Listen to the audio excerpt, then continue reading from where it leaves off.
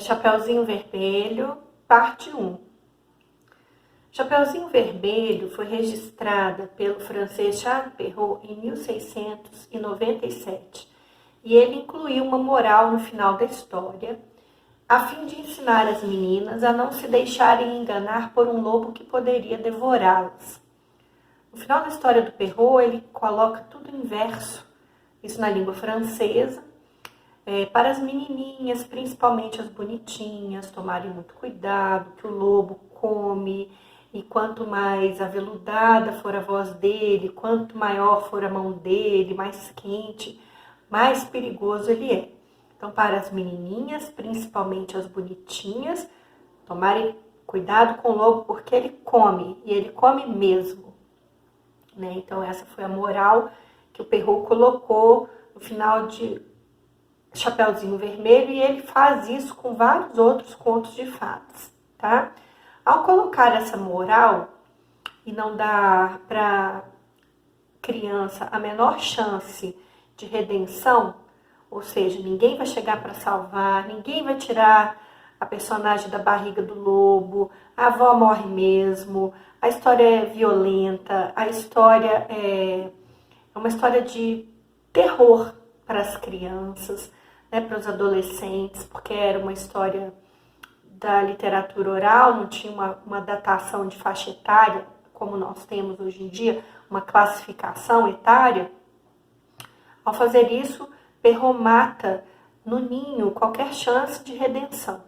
Ou seja, a história não serve, não cumpre o papel de ensinar o valor, mas fazer com que a gente vivencie esse valor sem sofrer as consequências dele. Então, ele tira do conto de fada, o conto do destino, facta-chave, ele tira da história a propriedade que ela tem de ensinar, tá? Então, isso é uma coisa que a gente precisa ficar muito atento quando vai escolher um repertório para as crianças. A estrutura, mas também o final. Esse final transmite esperança, transmite possibilidade de crescimento para a criança, ou não, é um final em si que vai machucar e talvez deixar uma cicatriz nessa alma.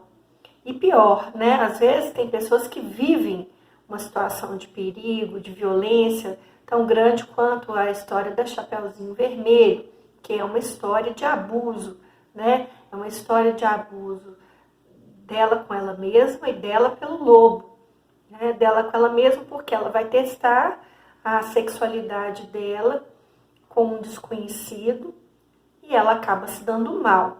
Só que nas versões em Perrault nós temos um final trágico e em Grimm a gente já tem um final feliz, que é quando chega o caçador representando aí uma figura masculina, uma figura paterna, um pai maior, com uma faca, que é um símbolo fálico também, abre esse lobo, tira as entranhas de dentro, coloca pedra, amarra, costura com um fio do capuz vermelho da menina, devolve para ela esse poder de restauração, e o lobo então vai embora, vai se dirigir ao rio para tomar água. E ali ele cai, ele volta a ser um elemento, porque o lobo não é um personagem só.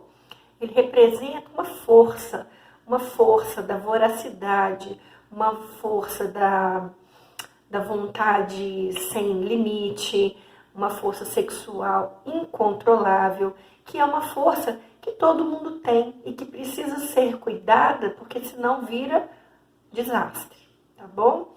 Então, Charles Perrault coloca esse final aqui como citado, e é um final trágico, tanto para a história quanto para ele, porque depois as histórias dele acabam caindo em desuso, tá bom?